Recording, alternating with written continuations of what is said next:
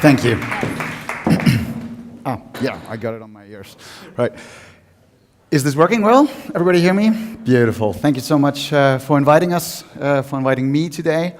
Wouter, thank you for reaching out, and very happy to be here. Welcome to this short keynote. I'm going to try to keep it short and concise, and also try to engage you as we go.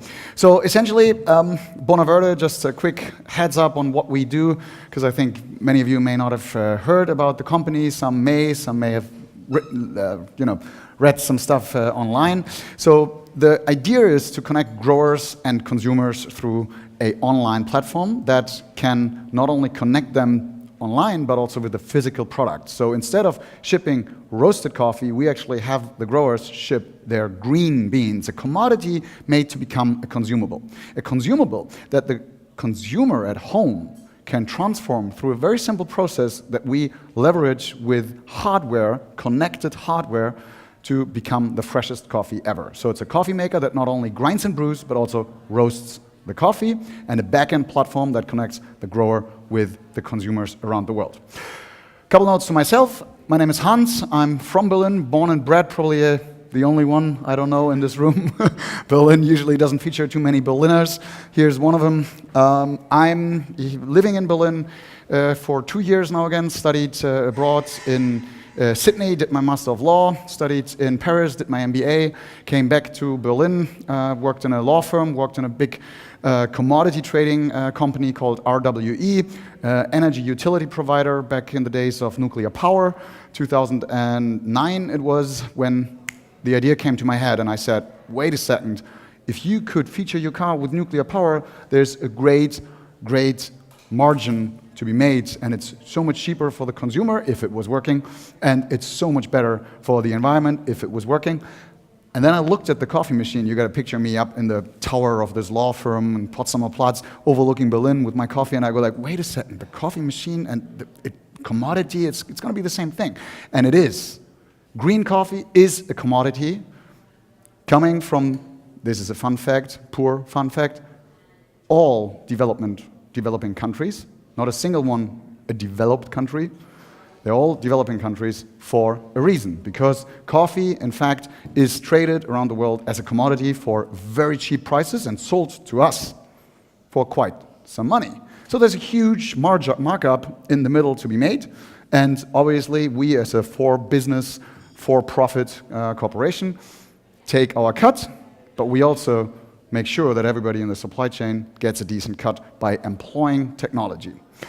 Now, just quickly adding a couple notes to what I was introduced like, I actually did fail. Back in 2009, when I founded the company, I acquired some capital here from the guys at Hasselplattner Ventures down in Potsdam. We succeeded in bringing out the first prototypes into the market, a couple hundred devices, and they didn't end up working. We had everything done with a golden prototype, and everything was working really well, but when they were in the field, they kept breaking down, and I hired like 10 technicians driving around with 5 leasing cars trying to fix these machines, kept breaking down. So I filed for insolvency, everything was torn down, and I was really pissed, because the idea was still great, and everybody was encouraging me, wait, you have it. The coffee is amazing, the program and the idea is really working well. It's just the freaking hardware that isn't working. Why can't you get a decent manufacturer to build this crap? Here we go. This actually, and this is probably what some of you may be interested in, is sort of the definition of crowdfunding. Because when you're looking at crowdfunding, what it really is, yes, it's money, yes, it's marketing, but what it really is, and I think very little people out there understand, it is flipping the table. The moment we went online, everybody out there in the media, from New York Times to the German media, was like, wow, this is a freaking awesome idea, and it's going to make so much money, and it's going to really help alleviating a major problem in developing countries. And therefore, the big guys all knocked at my door, instead of me going out knocking at their door. Until then, I was knocking at their door, and they were like, yeah, come on, that idea of roasting coffee, small quantity, right, as if it was working. Because they've tried it. There's a Siemens machine from the 1950s that tried to roast-grind-brew coffee. It didn't work. There's a couple Japan machines that try to do the same thing, and it doesn't taste. So when we went out there and had all the media attention, we also had all the big name attention. So our pre-order list reads itself like a list of industry. There's the Miele's, the Hamilton Beaches, the Cuisinarts, the Siemens, the Boschs. They're all in there because they want to know if it works. And they try to work with us. And now we actually have the machines, and they're working. They've been, after we partnered up with them, after the crowdfunding, they've been struggling also because it actually is a very, very big problem to solve. Not only the roasting and the grinding and the brewing, but also the supply chain of green beans, because simply nobody has ever done it before. There's no green beans ever traded in single portion pouches for consumers out of producing countries. It's never happened.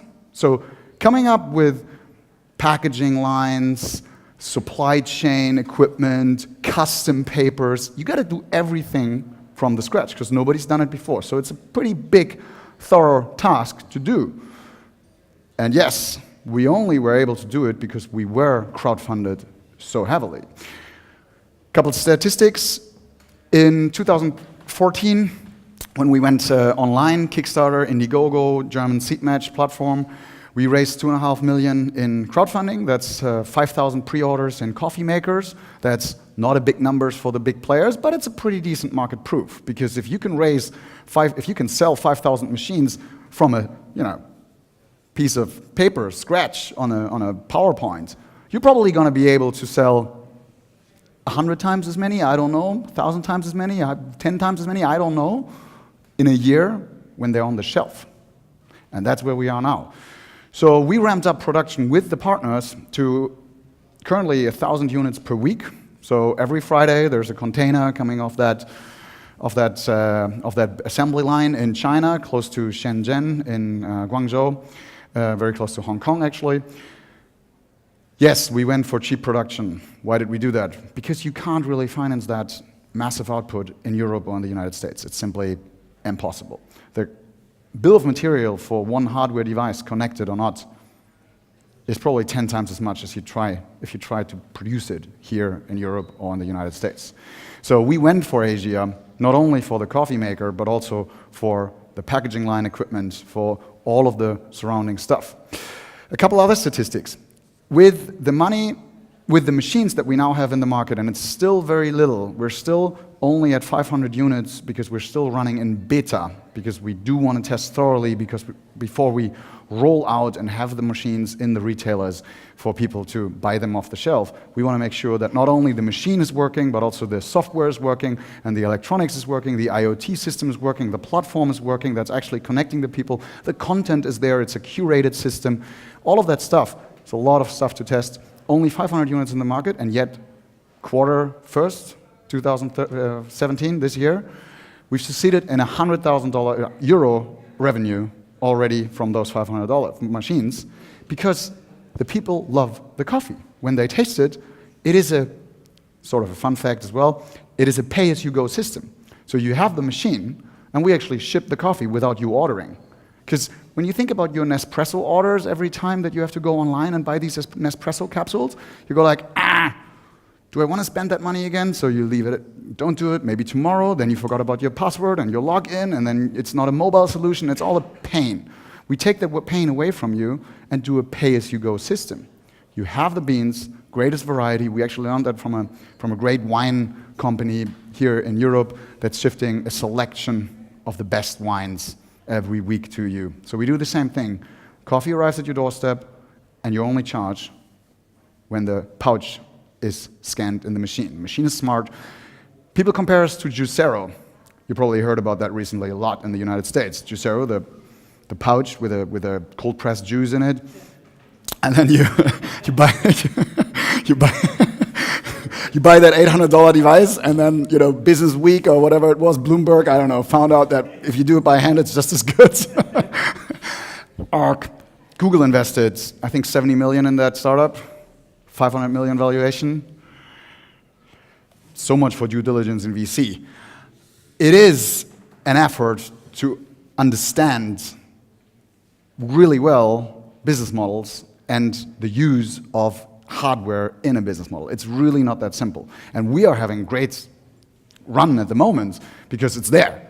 But you can picture myself, as she said, a year ago I was sitting on the other side and I was knocking at the VC door and saying, hey, how about you fund that coffee maker? And they were like, what? Coffee maker? What? Supply chain? What? Hardware? What? It's got a plug? No. It's really difficult. This is what crowdfunding was great for. This is what business angels are great for. We were able to raise a Series A recently, very good valuation, very good money, because we achieved the first proof of market with the crowdfunded, first proof of product with the actual devices in the market, beta working well. 100K in revenue is just 100K in revenue. It's good. Now we have to scale it up. So growth capital is going to be the next big thing for us, right? Growth capital is the next big thing for probably, hopefully, all of us soon. It is a major next step. When we started partnering with T-Mobile, they invited us for a keynote just like this, little bigger show. It was actually a boat in Budapest on the what is running through Budapest? Thank you. Oh my gosh, so bad. I was standing there. The guy pulled me up the stage, saying, "This is Bonaverde, and they do what none of us have achieved for printers." I'm like, "What? Printers?" Yes, razor blade, printer, ink, I get the point, and I thought, funny again. But he was referring to something completely different, because he's from the IoT, Industry 4.0, digitalization of old economies. That's where he's coming from. So he said, think about your flight home tomorrow. You want to print your boarding pass. Can you? Here, somewhere? There's got to be 100 printers around here that are potentially in the reach of your Wi-Fi, Bluetooth, cellular, whatever. And you could go there and print it, but you can't. Why? Because all of these people have HP, Epson, Canon, great companies, big names. At some point, and I'm trying to say this to try to, give you hope. All of these people have come up with their great, huge platforms and models, and you go online and they have you go in the App Store and type in Epson, there's got to be 50 apps, because they tried everything. Everything. And yet, nobody's using it. Because it's not a meta platform. Because I don't want to find the Epson printer. I don't really care if it's an Epson, Canon, HP, whatever. I just want to print. And I can't. Because they're not connecting the units. Because IoT for them means making money, that's it. It doesn't mean a use case. It doesn't mean a decent front end, and it doesn't mean a community, and it certainly doesn't mean at all a connection other than data to the printer. And that's boring. So when he said Bonaverde is doing what none of us have achieved, and he's referring to the IoT names out there for printers, he was meaning if Bonaverde could connect all coffee makers out there, and this is what I'm closing with, our vision. If we can connect all coffee makers out there with our Meta platform, and you can connect to all of these coffee makers as you walk down the street, it's not only going to save you 20 minutes on your morning commute because you don't have to stand in line and have cash or don't and that bagel and whatever, and then it takes forever, but it's also going to connect you to the whole supply chain and teach you and offer you so much value that we can bring out because it's already there. It just needs to be transparent, and that's what we do. Thank you. See you soon.